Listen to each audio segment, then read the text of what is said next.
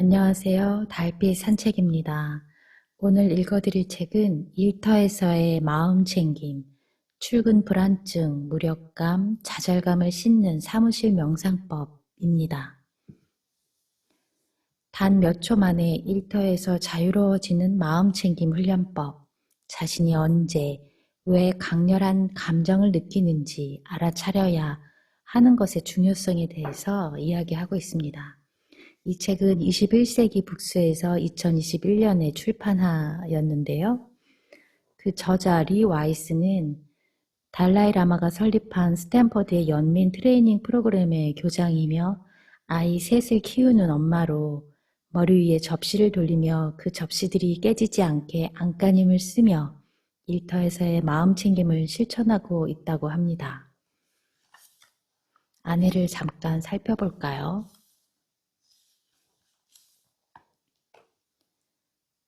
사랑과 연민이 사람을 살게 한다. 이것이 없었다면 인류는 생존할 수 없었을 것이다. 달라이 라마. 목차로는 무엇을 위해 일하는가? 나는 지금 어디에서 일하고 있나? 스트레스를 줄이고 일에 집중하는 삶. 나를 위해 일하는 마음. 자존감을 지키며 일하는 법. 성공하는 사람과 조직의 특징, 이렇게 3부로 나누어져 있습니다. 네, 책을 읽어드리도록 하겠습니다. 일을 대하는 자세. 우리는 좋든 싫든 알게 모르게 직장에서 일어나는 상황에 대해 어떤 느낌을 갖는다. 그리고 그 감정은 우리 자신과 우리에게 영향을 받는 가족과 친구들, 업무의 질, 그리고 궁극적으로는 우리가 일하고 있는 조직의 성공에 영향을 미친다. 당신이 기업체 직원이든 프리랜서든 교사나 의료인이든 헤지펀드 매니저든 아마 근무를 마친 후에도 일에서 신경을 끄지 못할 것이다. 더불어 탄력 근무 시간제는 직장에서 가장 인기 있는 복리 후생이자 더 열심히 일하는 데 도움을 주지만 일과 일상의 나머지 부분 사이의 경계를 더 모호하게 만들기도 한다. 이러한 현실에서 우리는 무엇을 할 수 있을까? 모든 곳에서 할 수 있는 마음챙김. 당신 역시 지금 있는 곳에서 시작할 수 있다. 마음챙김은 기차를 타고 출근하면서 또는 사무실 칸막이 안이나 계산대 뒤에서도 할 수 있다. 사실 현대 신경과학과 행동과학 연구에서는 어디에서든, 즉 우리가 시간을 보내는 모든 곳에서 마음챙김을 실천할 수 있다고 말한다. 사람들은 마음챙김이라는 단어를 들으면 일반적으로 명상을 떠올린다. 아무것도 하지 않고 조용히 앉아 하는 명상 말이다. 직장에서 그런 명상을 하기란 적합하지 않을 뿐 아니라 휴가를 내지 않고서는 도저히 시도할 여유조차 없다. 하지만 명상에 대한 선입견은 시야를 좁힐 뿐이다. 사실 티베티어 곰은 일반적으로 명상으로 번역되지만 더 정확히 옮기면 익숙해지기라고 할 수 있다. 명상이라고 하면 동시에 떠오르는 향이나 가부좌 자세는 잊어라. 생각 지우기나 자기 응시도 잊어라. 명상은 자신의 생각과 마음을 알게 됨으로써 대부분의 사람들에게 더 폭넓게 더 많은 도움을 주는 것이다. 올바르게 명상을 하면 사람의 마음이 향하는 곳을 알게 되고 시간이 흐르면서 우리가 원하는 곳에 마음을 두는 것에 익숙해질 수 있다. 자신의 마음이 정말로 원하는 것을 알게 되고 그것을 듣는 능력이 향상된다. 우리는 언제 어디서나 우리가 있는 곳에서 명상을 실천할 수 있다. 주기적으로 이러한 선택을 계속하면 새로운 행동에 익숙해진다. 주기적으로 이러한 선택을 계속하면 새로운 행동에 익숙해진다.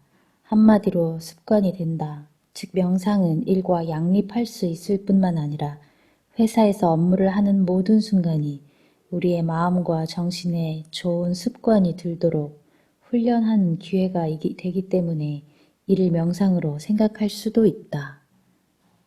쓸데없는 일에 나를 빼앗기지 않는 법. 우리의 주의력은 생각과 감각, 정서적인 상태, 외부 자극 사이를 끊임없이 왔다 갔다 하도록 설계되었다. 이것은 지극히 정상적인 것이고 곧 진화의 원칙이다. 우리는 우리를 둘러싼 세상에서 무슨 일이 일어나고 있는지 추적할 수 있어야 한다. 먼 옛날부터 우리는 생존하고 포식자의 먹이가 되지 않기 위해 주변에서 일어나는 일에 주의를 기울였다. 물론 우리가 사용하는 기술은 끊임없이 우리의 주의를 끌기 위해 경쟁한다. 이메일이나 소셜미디어를 한 번 이상 확인할 때 분비되는 도파민은 우리를 중독시킨다.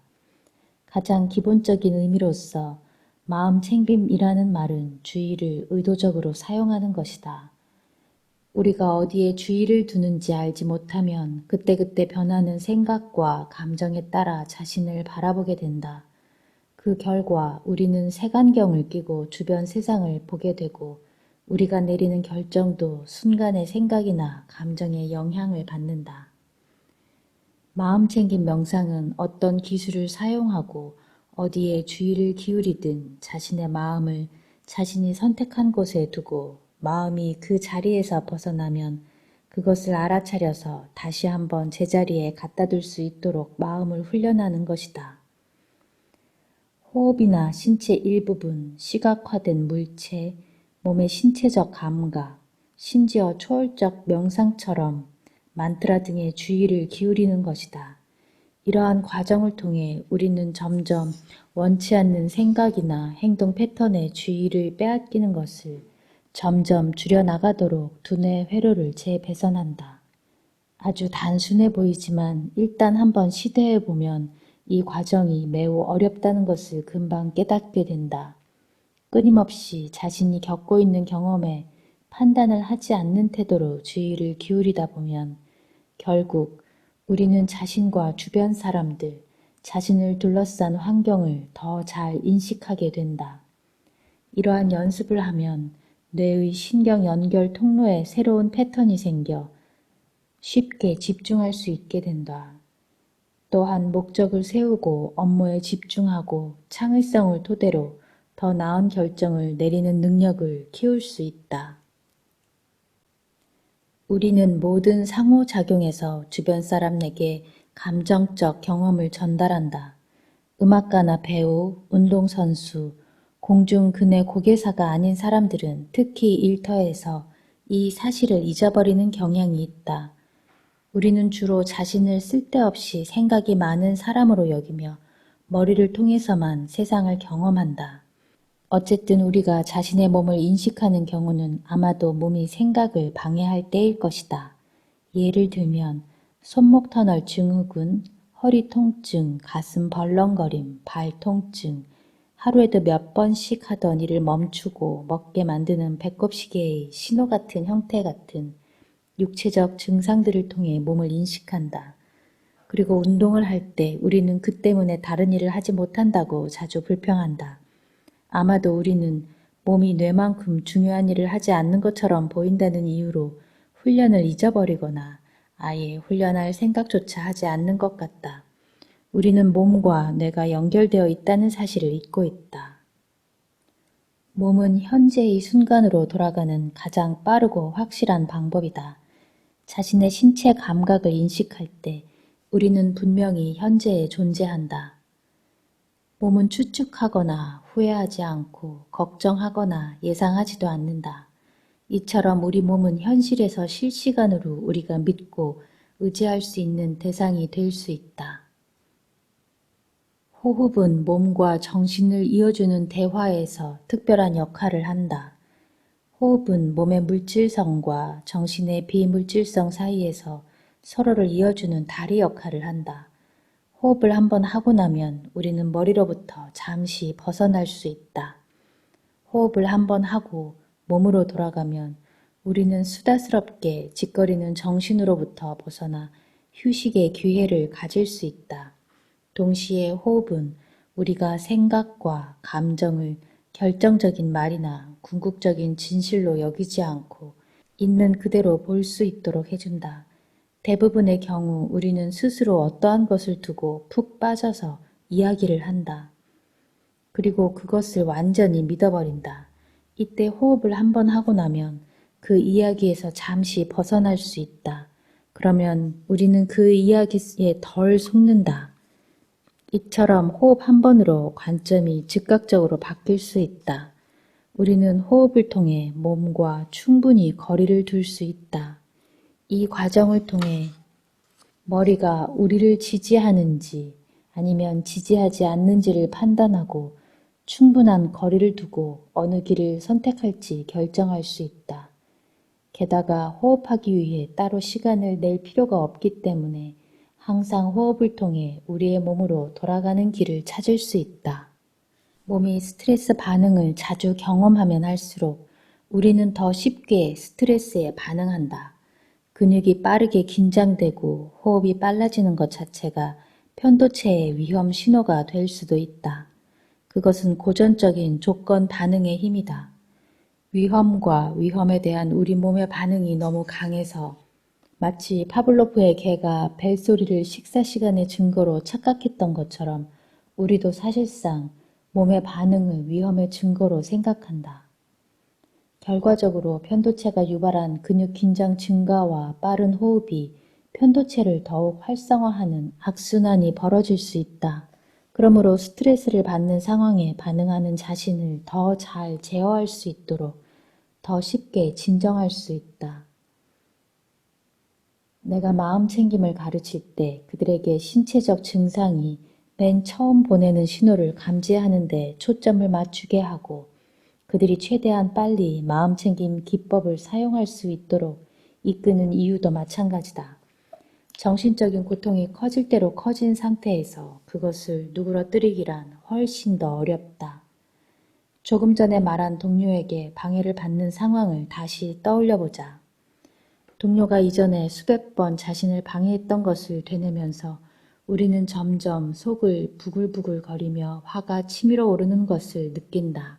이때 머릿속으로 회의실을 빠져나갔다가 일을 하기 위해 다시 정신을 되돌리는 데까지 더 오랜 시간이 걸린다. 만약 방해를 받자마자 자신이 반응하는 것을 억제하고 마음속으로 몇 번 호흡을 하면 처음 발생한 상황에서 상태가 더 심해지는 것을 막고 회복도 더 빨라질 것이다. 우리는 긴장이 풀린 근육과 느려진 호흡, 위협이 사라진 상황을 연결해 상황을 역전시킬 수 있다. 즉, 우리는 신체적으로 상황을 뒤집는 체연을 사용할 수 있는 것이다. 우리의 마음 상태에 영향을 줄 수 있는 호흡의 또 다른 방법은 한숨이다. 한숨은 몸이 리셋 버튼을 누르는 아주 자연스러운 방법이다. 한숨은 사람들이 높은 불안이나 공황장애, 외상 후 스트레스 장애에 대응하는 흔한 반응이다. 의도적으로 숨을 깊게 쉬면 자동적으로 한숨이 우리에게 어떤 도움이 되는지 알 수 있다. 깊은 호흡은 심리적 안도와 연관되어 있지만 한숨은 생리적 증상뿐만 아니라 심리적 증상에도 영향을 준다. 심호흡을 할 때 자신의 신체가 동요되는 게 느껴지기 시작하면 호흡의 신체적 감각에 주의를 기울이며 호흡을 해보자. 만약 어떤 동료가 크게 한숨을 쉰다면 그가 어쩌면 자신이 처한 상황을 오해해 당신을 짜증나게 했다고 생각하지 말고 그가 스트레스와 싸우고 있는 것일지도 모른다고 생각해보자. 나는 무엇을 위해 일하는가? 8세기 티베트의 수도승 구루 림포체는 하늘만큼 높은 시각과 곱게 갈린 짬바처럼 세심하게 행동하며 삶을 살아가야 한다고 말했다. 이것은 진정한 목적을 구분하게 해주는 중요한 말이다. 목표가 아무리 높아도 행동은 현실에 기반을 두어야 한다는 사실을 잊어서는 안 된다. 우리는 도덕개혁 운동을 하는 것이 아니라 일상에 관한 공부를 하고 있다. 지금 우리는 할 일 목록과 전화, 이메일, 통근 시간을 모두 망라해 목적인 양 살아가고 있다. 목적을 이런 식으로 적용하면 도덕개혁 운동을 시작하는 것보다 훨씬 기준이 모호해진다. 자신의 목적을 위해 감상적으로 살거나 지나치게 진정한 목적을 추구하면 끝까지 지속할 수 없다. 우리는 온전히 늘 목적만을 추구하면서 살 수 없기 때문에 자신감이 떨어질 수 있다. 인생은 그것보다 더 복잡하다.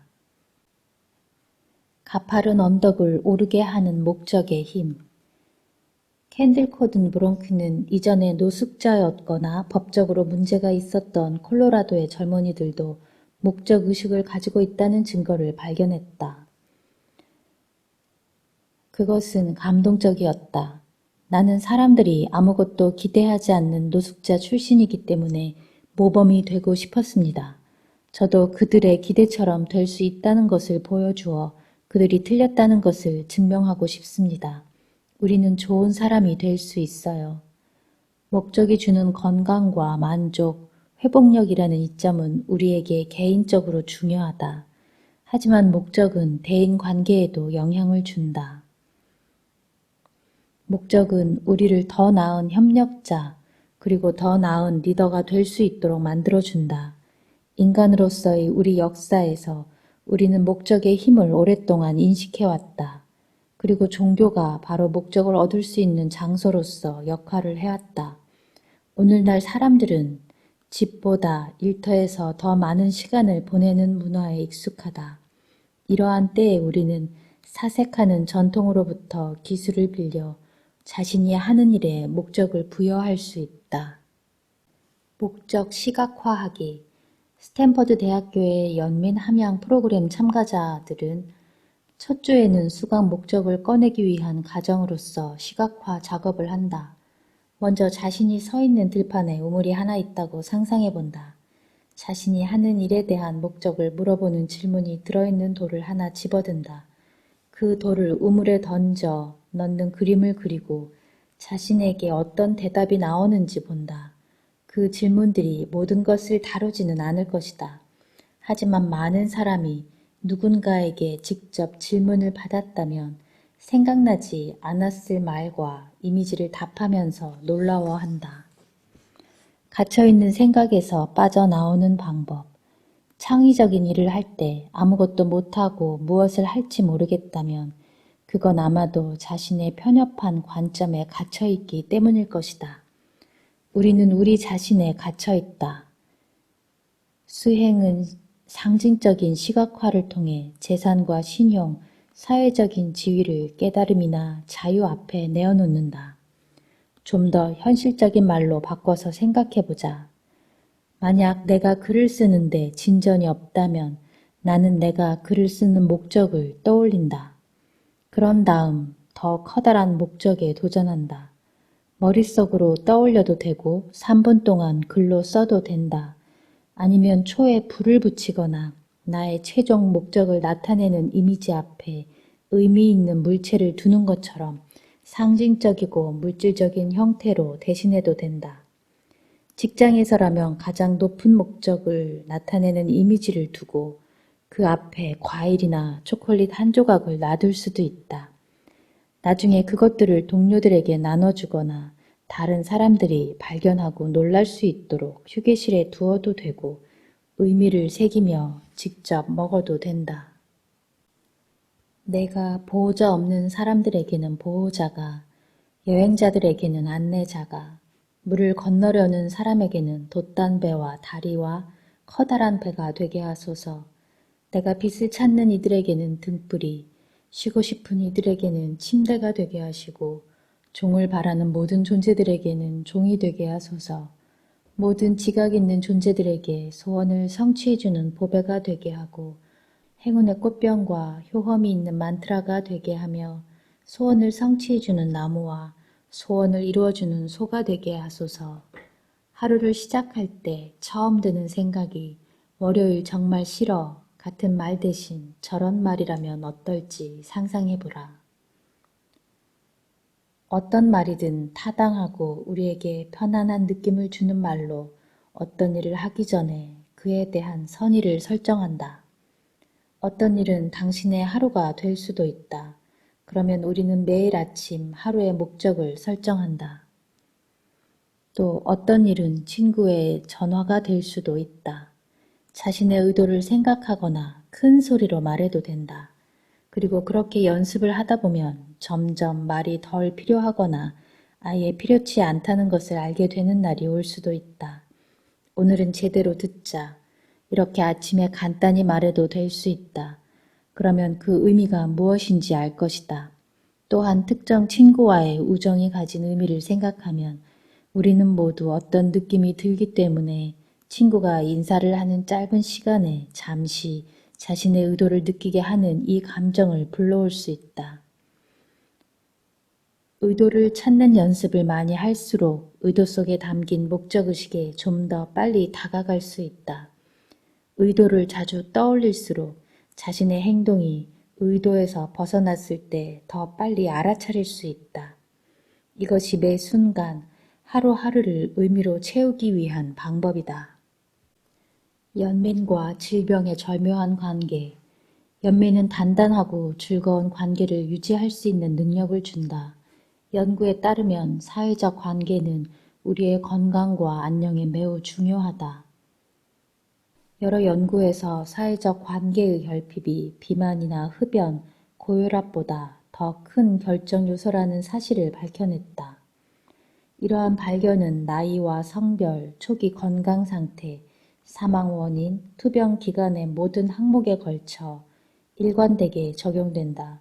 반대로 사회적 관계가 단단하면 면역 체계를 강화하고 세포 수준의 염증을 줄이고 질병으로부터 더 빨리 회복하는 데 도움을 준다. 관계의 질은 심지어 수명을 늘려줄 수도 있다. 튼튼한 사회적 관계가 수명을 50% 늘리는 것과 관계가 있다. 많은 사람이 직업적 성장을 위해 개인적 희생이 필수라고 생각한다. 하지만 한 사람의 안녕과 직장에서의 성공은 서로 관계가 있다. 이러한 관계의 핵심은 결국 다른 사람들과 의미 있는 관계를 맺을 수 있는 우리의 능력이라는 사실을 기억하자. 이렇게 연민은 우리의 삶에 전반적으로 이득이 된다.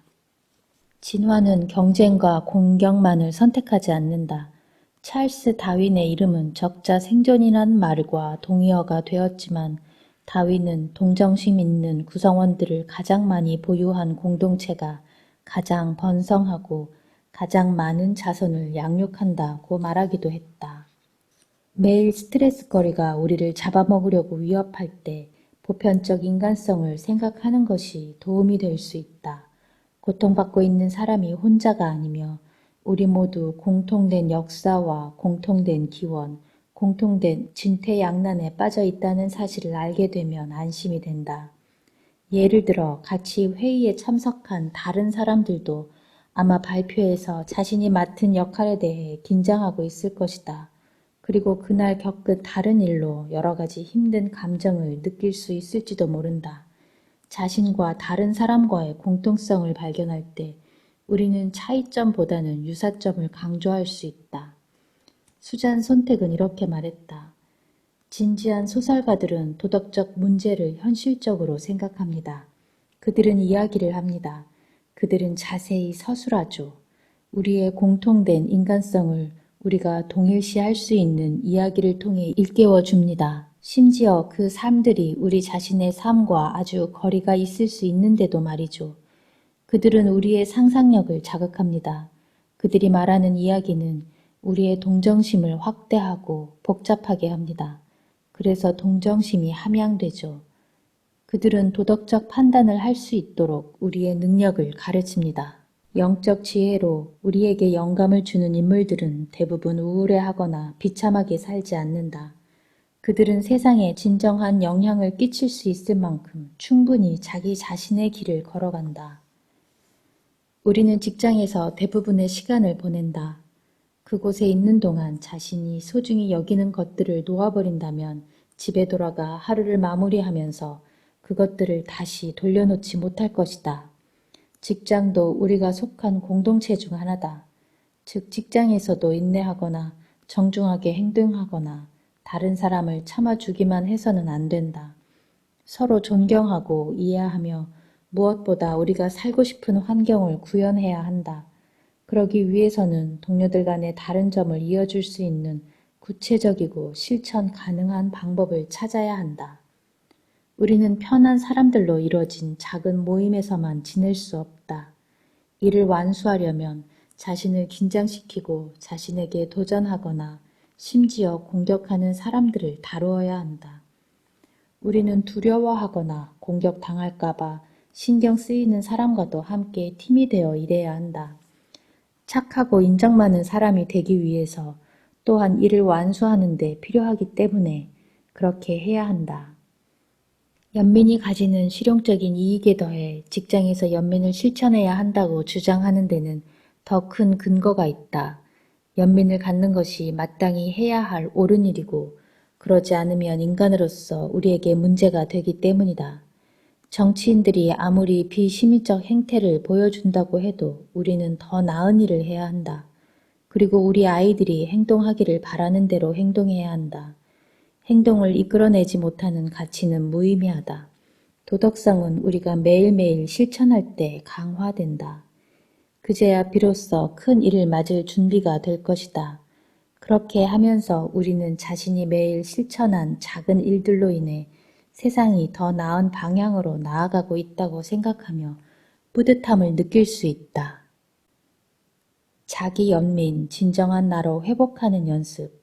내가 사람들에게 자기 연민에 대해 이야기하면 그들은 먼저 걱정하거나 불신하는 반응을 보인다. 그들은 자신에게 친절하게 대하면 나약해지거나 현실에 안주하게 될 거라 생각한다. 그러면서 자기 비판이 스스로를 계속 책임감을 갖도록 해주거나 더 나은 성과를 거둘 수 있게 한다고 믿는다. 그 습관을 내려놓으면 왠지 능력이 줄어들 것이라고도 믿는다. 하지만 사실 그 반대다. 실제로 자책하며 도달할 수 없는 기준에 자신을 맞추려 하는 것이야말로 자신의 성과를 낮출 가능성이 매우 크다. 최근 연구에 따르면 자기 비판은 우울증이나 회피행위, 자존감 상실, 부정적인 완벽주의, 꾸물거림, 반출을 예고한다. 결국 자기 비판은 학문적인 것이든 건강에 관련된 것이든 개인적인 것이든 직업적인 것이든 목표를 포기하게 하고 그것을 추구하기 어렵게 만든다. 하지만 자기 연민에 대한 조사는 자기 연민이 스트레스나 화, 완벽주의, 완화를 비롯한 정신적 안녕과 명백히 연관되는 사실을 보여준다. 행복이나 더 큰 동기, 더 높은 자기 책임, 더 건강한 라이프 스타일, 더 나은 대인 관계와 같은 긍정적인 특징들은 모두 자기 연민을 통해 향상될 수 있다. 자기 연민은 회복성을 준다. 민첩하고 유연하게 생각할 수 있도록 해주며 문제를 규명하고 다른 사람의 부정적인 피드백을 수용하고 더 이상 도움이 되지 않는 습관을 바꿀 수 있게 해준다. 자기 연민이 직장에서 더 큰 경쟁력을 갖도록 해준다는 생각은 일반적인 우리의 통념에 반하는 것처럼 여겨진다. 많은 사람들은 우수함이란 단순한 훈련이 아니라 자신을 채찍질한 결과이며 자신에게 관대해진다는 것은 두려운 것이라는 생각이 내면화되어 있다. 하지만 연구에 따르면 자기 연민 명상은 실제로 의지를 가지고 행동 변화 목표를 이루기 위해 계속 노력할 수 있는 능력을 향상시켜준다. 우리는 하루 종일 수없이 많은 통증이나 고통, 후회, 실망, 불안감과 실패라는 화살을 반복해서 맞는다.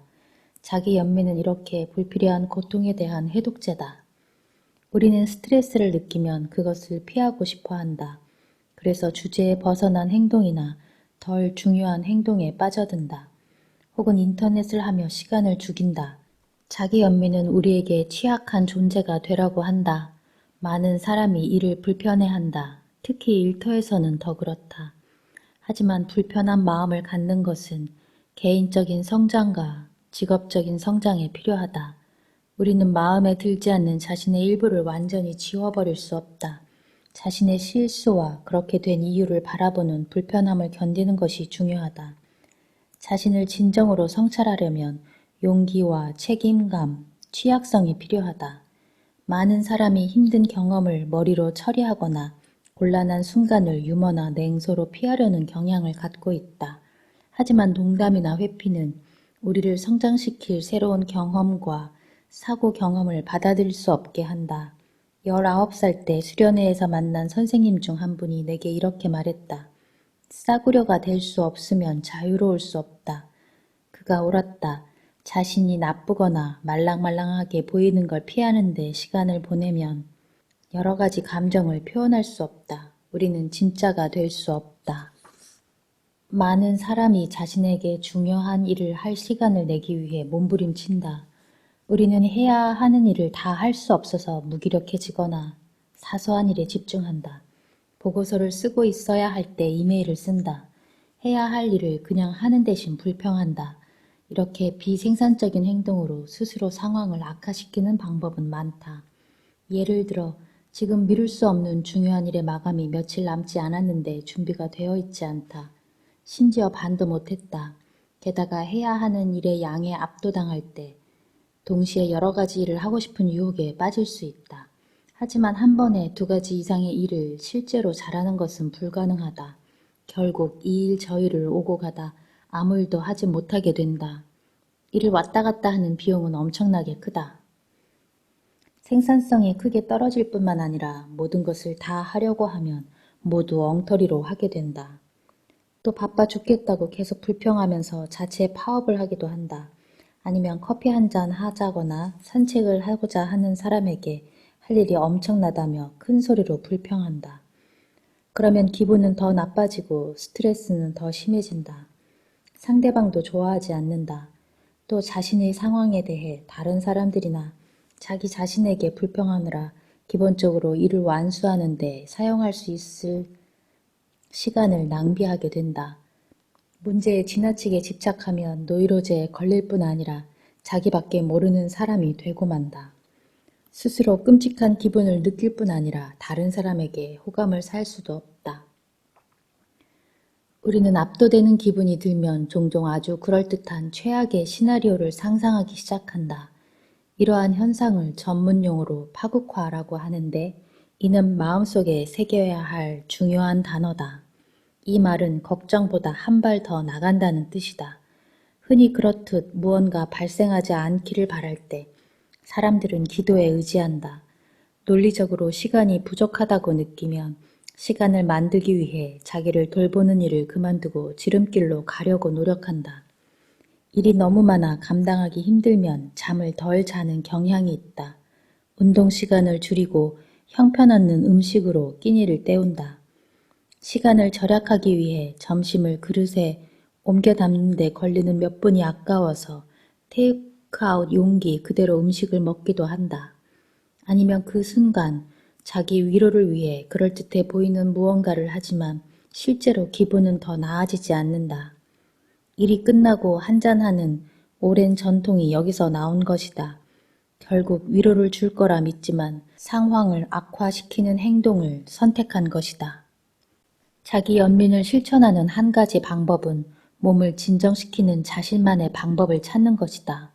우리는 수치심을 느끼거나 압도된 기분이 들 때 마음을 편안하게 할 뿐 아니라 스트레스에 대한 몸이 덜 반응하게 하는 식으로 자기 중심에 몸을 둘 수 있다. 즉 몸으로 존재하는 것이 혼란에서 벗어나는 해결책이 되는 것이다. 많은 방법이 있지만 크리스틴 네프가 추천하는 하나의 전략은 자기 연민의 문구를 말하면서 가슴에 손을 올리는 것이다. 이 문구는 일반적으로 스트레스를 받는 순간에 머리를 사로잡는 부정적인 대본과 반대되는 내용이다. 이 문구는 무엇을 탓하거나 비난하지 않고 고통을 인정한다. 다음과 같은 자기 연민 문구로 다시 한번 시도해보자. 이것은 순간적인 고통일 뿐이야. 고통은 삶의 일부야. 나 자신에게 친절해지기를. 나 자신에게 내게 필요한 연민을 베풀 수 있기를. 당신이 가슴에 손을 얹고 완전히 거기까지 갈 준비가 되어 있지 않다면 자신에게 효과가 있는 다른 문구를 찾아보자. 어떤 방법을 택하든 자기 자신과 친구가 되어라. 말 그대로 당신이 친구를 위해 하는 것처럼 도움이 필요한 자신을 위해 머물러라. 때때로 자기를 어린아이라고 상상하면 어른으로서 생각하는 것보다 자신에게 좀 더 자연스럽게 친절해질 수 있다. 감정 심리학의 대부이자 스탠퍼드 대학교의 수석 교수인 제임스 그로스의 연구에는 감정주의를 맴돌기만 하면 상황이 더 나빠진다는 사실을 아주 명확하게 보여주었다. 자신의 감정을 회피하거나 반추하고 억제할 때 우리는 좀 더 심한 불안감과 우울함에 시달리고 부정적인 감정이 심화되며 더 많은 스트레스를 받는다. 뿐만 아니라 진실한 감정은 점점 사라지고 시험 능력은 더욱 악화된다. 우리가 계속 감정을 없애려거나 무시하려고 하는데도 불구하고 감정이 그렇게 지긋지긋하게 우리를 따라다니는 데는 이유가 있다. 바로 생존에 필요하기 때문이다. 우리는 감정적인 존재로 타고났다. 그로스에 따르면 감정이 존재하는 첫 번째 이유는 행동하게 만들기 위해서다. 감정은 중요한 것에 주의를 기울이도록 우리 자신을 일깨우는 일종의 경보장치다. 감정 반응 체계는 우리가 처한 환경에 대한 정보를 수집하는 생물학적 기반의 고도의 메커니즘이다. 이 정보를 통해 우리는 주어진 환경에서 자신의 목표와 필요한 것을 보다 명확하게 볼 수 있다. 자신의 감정을 듣는 법을 배우면 감정이 고쳐야 할 문제가 아니라는 것을 알 수 있다. 오히려 감정은 아주 깊은 지혜의 원천이며 감정에 귀를 기울이는 것은 생존 기술이다. 감정을 억제하는 것은 활동하고 있는 우리 능력을 거스르는 것이다. 사실 번아웃에 숨길 수 없는 징조 중 하나는 직장에서의 관계와 해야 할 일에 점점 더 관심이 멀어지고 냉소적으로 변하는 것이다. 명확히 말해 자신이 요즘 어떤 기분인지 상사에 대해서나 일하는 조직에 대해 어떤 느낌을 가지고 사는지 모든 사람에게 알릴 필요는 없다. 하지만 직장에서 자신의 감정을 무시하거나 억누르는 대신 관심을 가져야 한다. 자기 감정에 먼저 익숙해지기. 마음챙김은 자신의 감정을 이해하고 가장 힘든 감정의 이면까지도 파헤쳐 볼 수 있는 수단을 제공한다. 자기 연민을 기를 때 우리는 문제가 되는 상황에서 자신의 감정이 폭발하는 원인을 인식하게 되고 그러면 자신을 조절하는 방법을 이해할 수 있게 된다. 또한 자기 연민을 통해 그 감정을 온전히 겪으면서 그 감정으로 인해 나중에 후회할 짓을 저지르지 않을 수 있다. 감정을 억누르면 판단이 흐려지고 정서 지능이 약화되며 스트레스가 가중된다. 불행히도 감정에 대한 혁명적인 관점은 퇴색되고 있다. 먹을 것을 구하기 힘들던 선사시대에는 감정이 도움이 되었지만 현대 사회에서는 더 이상 쓸모없는 것이라고 생각이 깊이 자리 잡고 있다.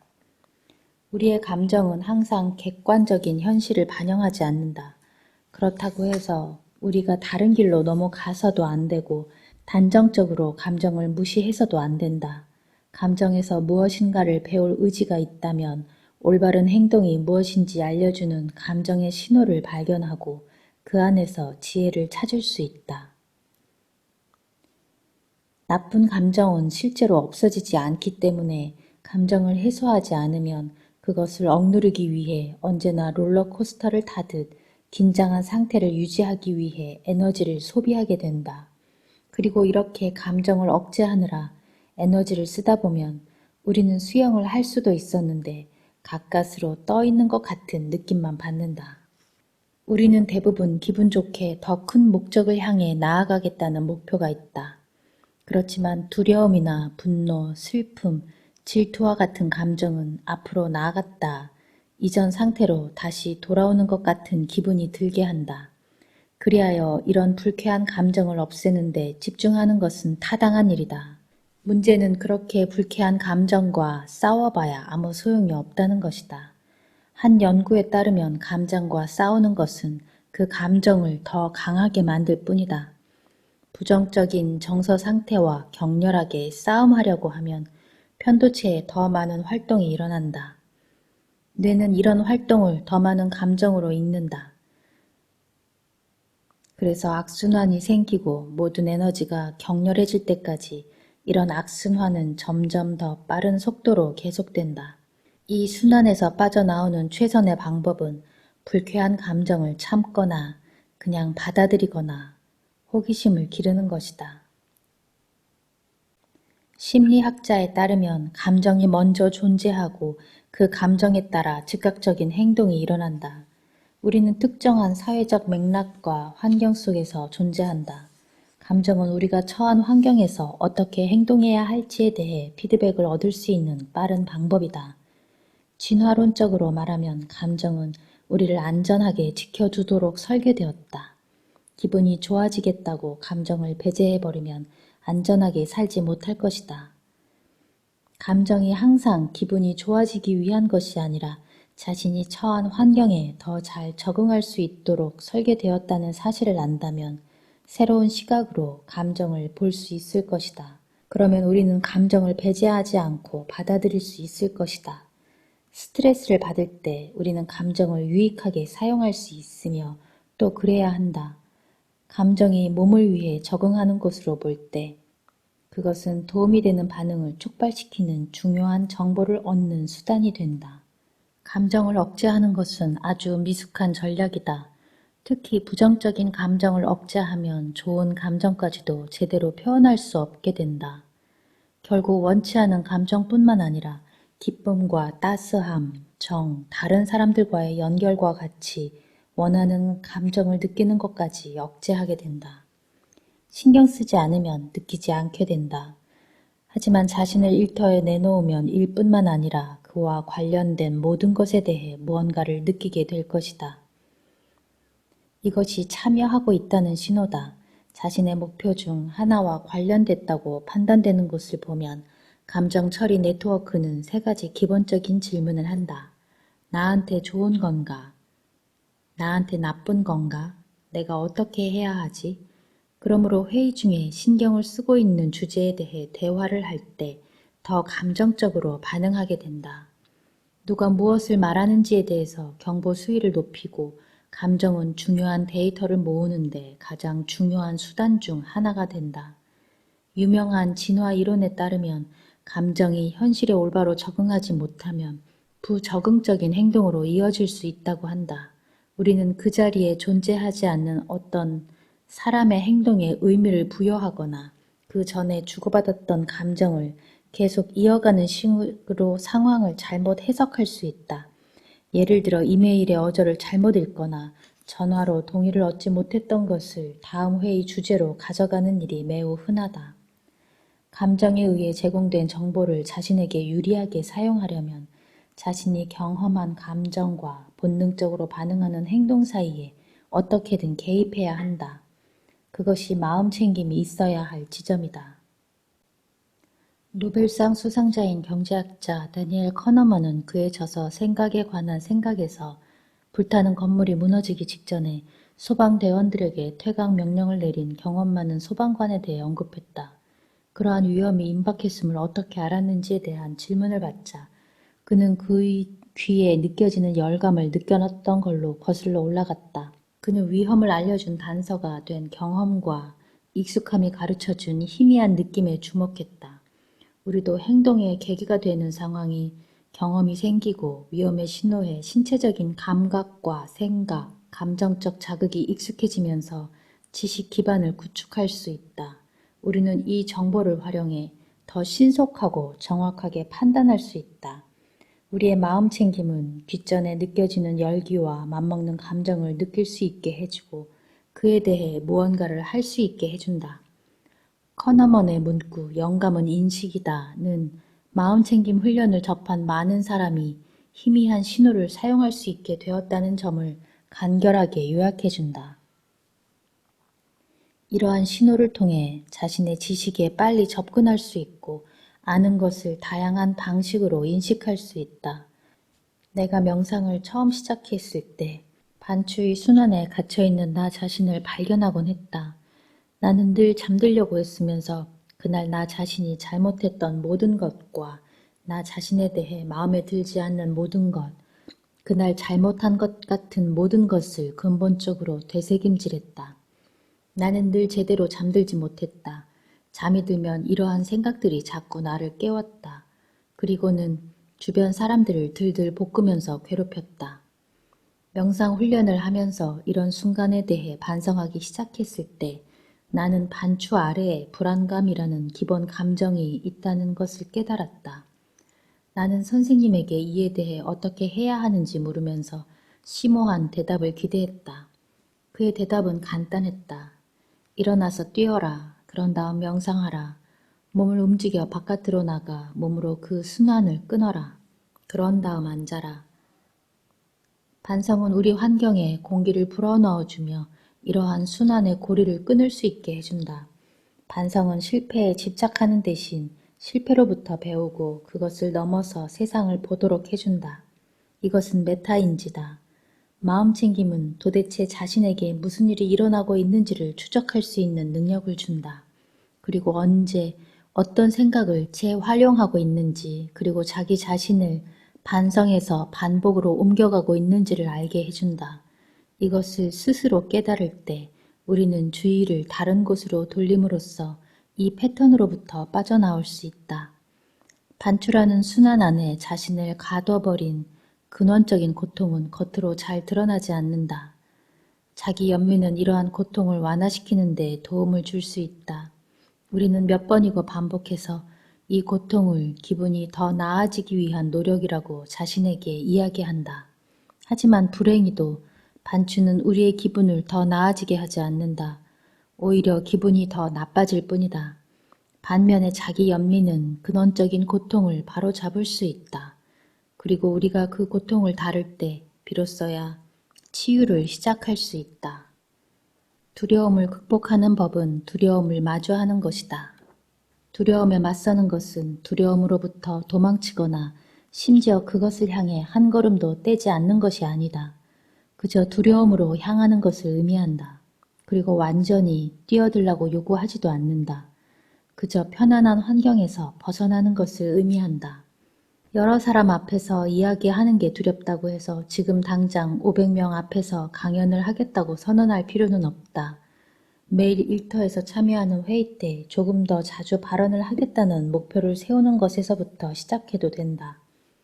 일단 그 단계가 편안해지면 자신이 신뢰하는 동료들로 구성된 작은 그룹에서 프리젠테이션을 하면서 용기를 조금 더 시험해보고 거기서부터 출발하면 된다. 그래서 용기를 갖는 것은 두려움을 극복하는 것일 뿐만 아니라 두려움 그 자체와 친숙해지는 법을 배우는 것을 의미하기도 한다. 두려움에도 불구하고 용기를 갖고 행동하는 연습을 많이 할수록 더 능숙해진다. 용감하게 행동하지 않을수록 그리고 전적으로 안락한 구역의 범위 안에 더 오래 머물수록 용기가 필요한 순간에 용기를 낼 수 없게 된다. 용감한 성격을 가지려면 끊임없이 용기라는 근육을 강화해야 한다. 아리스토텔레스는 용감한 행동을 함으로써 용기를 함양한다고 말했다. 최근 심리학 연구 또한 용기는 용감한 행동을 반복함으로써 개발되는 하나의 습관이라고 밝혔다. 스스로에게 이렇게 물어보자. 나는 나 자신의 신체적, 정서적, 정신적 그리고 영적 안녕과 회복에 온전히 책임을 지고 있는가? 나는 다른 사람들이 자신의 안녕과 회복에 온전히 책임질 수 있도록 그들을 돕고 있는가? 혹은 다음과 같이 물을 수도 있다. 세상이 잘못 돌아가고 있는 것이 다른 사람의 책임이라고 생각하는가? 아니면 내 책임이라고 생각하는가? 나는 내 삶에 대해 거의 100% 책임을 지면서 희생자나 구원자, 억압자의 역할을 선택할 수 있는가? 주어진 환경에서 자신의 역할이 더 분명해진다면 우리는 최선의 다음 단계를 의도적으로 선택할 수 있다. 자신의 축축에 의문을 갖고 연약함에 마음을 여는 것은 모두 용기와 함께 시작된다.